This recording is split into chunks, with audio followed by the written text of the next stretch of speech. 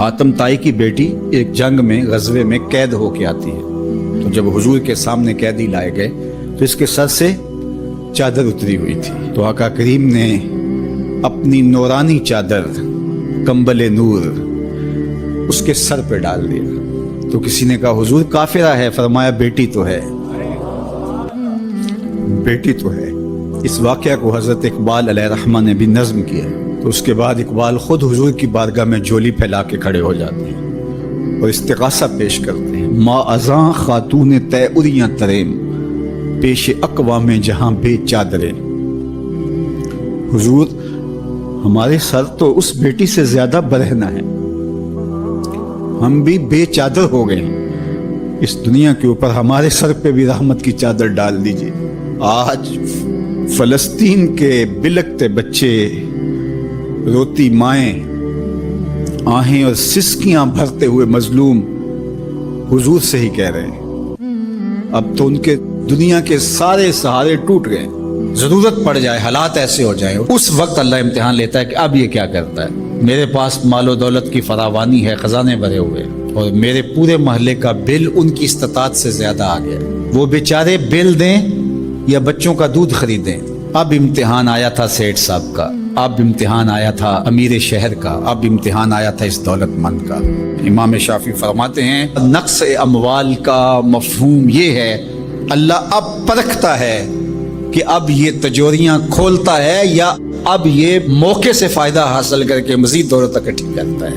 جب دولت اوپر سے بھی آ رہی ہو اور بندہ آگے بھی خرچ کر رہا ہو، وہ امتحان نہیں ہوتا، اس لیے کہ اوپر سے بھی آ رہی ہوتی ہے اور بندہ آگے سے بھی خرچ کر رہا ہوتا ہے۔ جب دروازے اوپر سے بند ہو جائیں، حالات اس طرح کے ہو جائیں، اب اگر وہ خرچ کرے گا تو اب نقص اموال کا اندیشہ ہے۔ تو کہا یہ تھا امتحان، اللہ دیکھتا ہے کہ اس امتحان میں کون پورا نکلتا ہے، یہ اللہ آزماتا ہے۔ اس وقت آزمائش ہے امیروں کی، غریبوں کی تو ہے ہی ہے، غریب تو بیچارے مر گئے ہیں، ان کے پاس ہی کچھ نہیں رہا، ان کی تو زندگی زہرناک ہو گئی ہے، وہ تو جس حالت میں ہیں الیاذ باللہ۔ لیکن اس سے بڑا امتحان امراء کا ہے، اہل ثروت کا ہے، یہ ہے ابتلا جو امام شافعی فرماتے ہیں۔ فرمایا اس موقع پر نفلی خیرات کر کے وہ اپنے بھائیوں کو، رشتہ داروں کو، گلی محلے کے لوگوں کو اب کیا وہ مدد کر کے ان کو مشکل سے نکال سکتے ہیں، اور اب وہ نکالیں گے تو انہیں خود بھی ڈر ہے کہ ہم بھی کمزور ہو جائیں گے، ہم بھی ان کی لائن میں کھڑے ہو جائیں گے۔ اللہ فرماتا ہے یہی تو ہم نے تم سے امتحان لینا تھا، اور اگر تم امتحان دے دیتے، کامیاب ہو جاتے، تمہیں اس لائن میں نہ آنے دیتے، ان کو بھی اٹھا کے اللہ اوپر کر دیتا۔ کیا طاقت تھی، کیا آواز تھی کہ ایسے اسود و احمر بھاگے ہوئے چلے آ رہے ہیں۔ وہ کڑکا تھا ایک بجلی کا، یا کہ صوت ہادی، عرب کی زمین جس نے ساری ہلا دی۔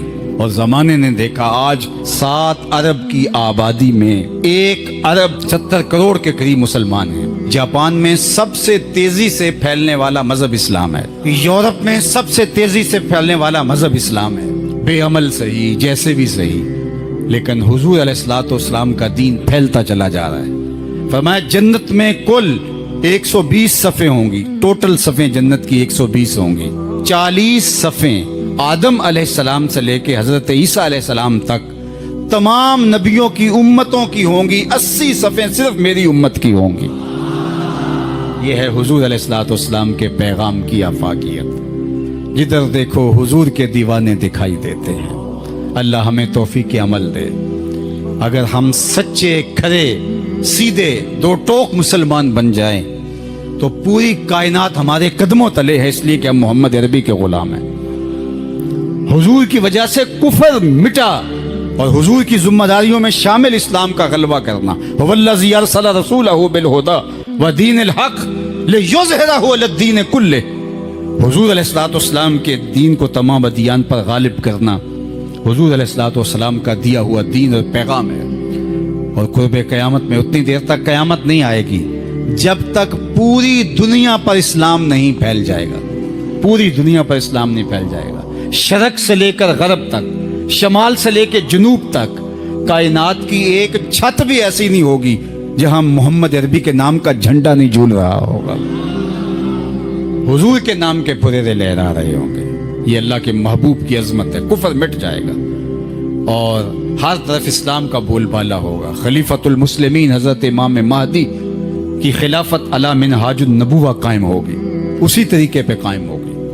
حضرت عیسیٰ علیہ السلام کے انفاس کی مہک سے دجال پگھلتا چلا جائے گا, اور حضور کے دیوانے آگے بڑھ بڑھ کے اسلام کے جھنڈے گاڑتے چلے جائیں گے, اور پوری کائنات کے اندر پھریرے حضور کے ہوں گے. تو فرمایا انا الماہی, میں ماہی ہوں. اللہ اکبر. الذی یمحو اللہ بی الکفر, اللہ میری وجہ سے کفر کو مٹا ڈالے گا. ہر طرف اسلام کے پھریرے لے.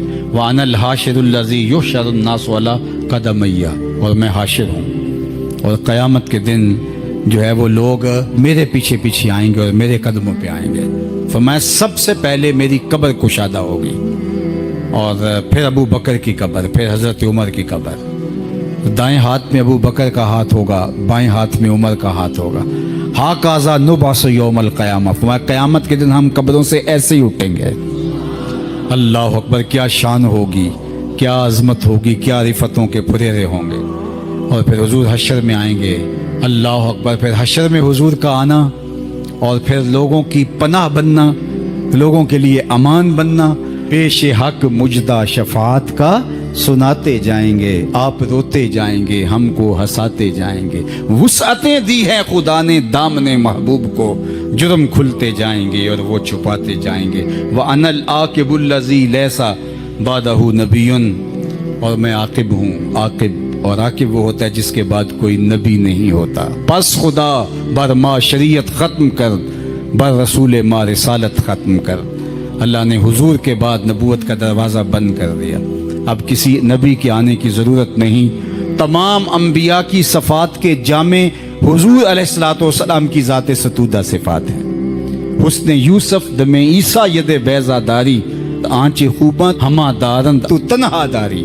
جو مختلف انبیاء کے اندر کمالات موجود ہیں وہ سارے ایک پیکر میں دیکھنے ہو تو محمد عربی کی چوکھٹ پہ آ جاؤ.